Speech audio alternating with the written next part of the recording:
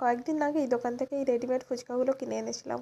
Just সামান্য একটু তেল দিয়েই কতগুলো ফুচকা ভাজা হবে তার কোনো আইডিয়া নেই। তো অল্প একটু সামান্য তেল নিয়েছি, তারকে ভালো করে হিট করার পর আমি প্রায় 10টা মতো ফুচকা ভেজেছিলাম। তার মধ্যে কিছু খাওয়া হয়েছে আর কিছু এখানে আছে। আজকে বানাচ্ছি নলেন গুড়ের ফুচকা। তোমরা এটা শুনেছো কিনা জানি না। আর এখানে আছে মিষ্টি আলু দিয়ে আমি আলু মাখাটা করছি হেলদি ওয়েতে। এখানে আছে মিষ্টি আলু, তার সঙ্গে সামান্য ছোট আলু, আর আছে ফুলকপির সেদ্ধ।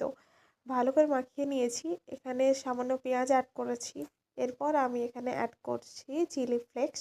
তোমরা চাইলে অ্যাড করতে পারো, নাও করতে পারো। এখানে অ্যাড করেছি অরিগেনো।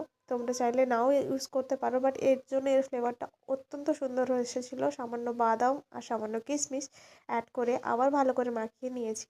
তারপর অ্যাড করেছি সামান্য লবণ। এখানে একদমই তেল ইউজ করবে না, ফুচকার আলু মাখায় কখনো তেল ইউজ করা হয় না, তোমরা সবাই জানো নিশ্চয়ই।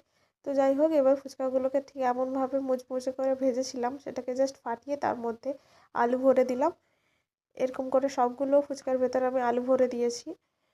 আর এটা সত্যি বলতে খেতে এত দারুণ ছিল যে তোমরা যারা মিষ্টি ফুচকা পছন্দ করো তারা তো দোকানে খেয়েই থাকো, বাট বাড়িতে এই শীতকালে যে গুড় আসে, গুড় দিয়ে যে এত সুন্দর ফুচকা হয় তোমরা না খেলে ভাবতে পারবে না বা বুঝতেও পারবে না।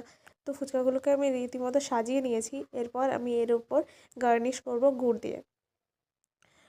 আর ঝাল ফুচকা তো তোমরা সবাই খাও, দোকানে দই ফুচকাও খেয়েছো, কিন্তু নলেন গুড়ের যে এই ফুচকা তোমরা যদি না খাও বুঝতে পারবে না এটার টেস্ট কি অসম্ভব সুন্দর হয়ে থাকে। আমি পরিমাণে যতটা পেরেছি গুড় দিয়েছি।